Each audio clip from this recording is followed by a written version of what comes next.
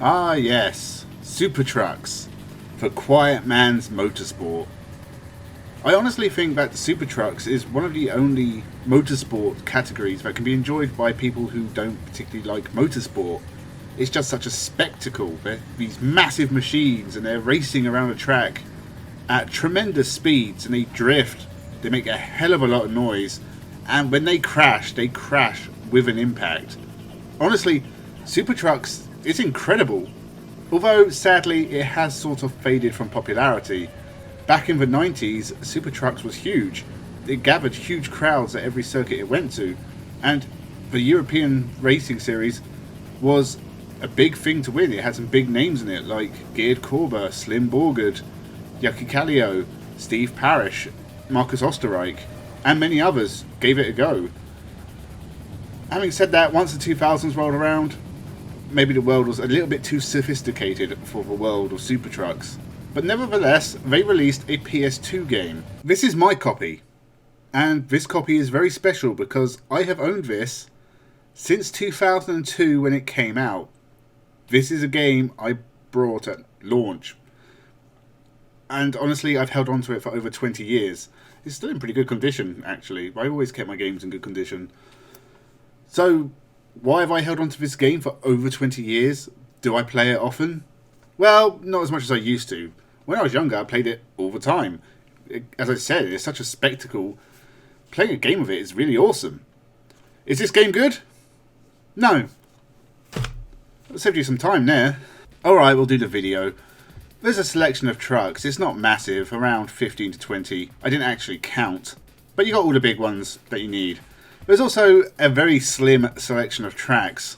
Not more than 7 or 8. And they are at least fairly famous circuits. I mean, you've heard of Valencia and Jarama and most.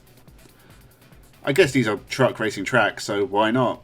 As for game modes, it's basically what you expect. Single race, championship, time trials. There's a last man standing mode if you win all the championships, otherwise it's locked and you can't play it. But really, there isn't a lot here. It's a very, very bare bones racing game, even for the time. The back of the box actually has the audacity to say that this is the best racer on the PS2 when it came out. Absolute lie, because Gran Turismo 3 was out, along with many others. In fact, Toka Race Driver came out around this time as well, another game I brought straight out of the gate. So, what is wrong with the Supertrucks video game? Well, let's start with the controls.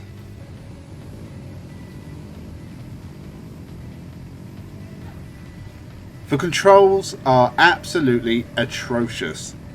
You would think that a truck would have controls that had a bit of weight to them. You know, like you were moving a heavy racing super truck. But they don't. They're all floaty and just there's no feeling to them at all. It's actually really weird. It's very hard to get used to. In fact, going in a straight line is very, very difficult. It sort of swerves from left to right, almost like it's drunk. You imagine a super truck in a pub just getting loaded and then driving down the road. It ain't going to work. The brakes have no real feel to them. You think you're slowing down for the corner and then you just shoot straight forward. And pretty much every attempt at a corner ends up in the barrier, or on the grass, or in the gravel. And you would expect what is supposed to be a simulation racer to have much, much better controls than this. These are some of the worst controls in a racing game ever. It is honestly dreadful. It's just not fun to play on your own. It's... oh man, it's just so frustrating. And once you crash, that's it. You're not really getting back into the race. The other trucks are rubber banded, but by the time you've caught up to them again, you're just going to crash again and again and again. And you just, as I said, you never really get used to it. Bit of practice, you'll nail some decent lap times here and there, but you're always going to have that mistake in you. You'll just brake a second too late and that's it. You're shooting straight off. Other issues with the game, well, this pulse pounding techno music that plays all the time.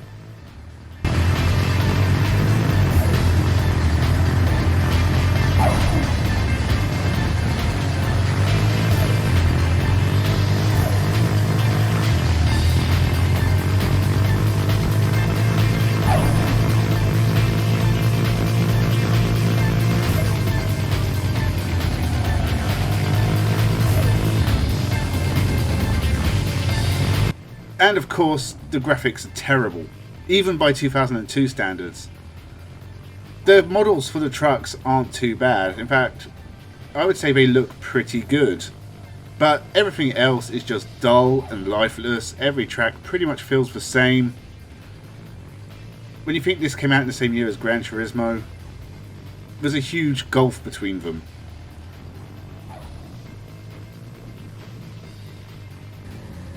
And adding the lack of game modes, there just isn't much to do.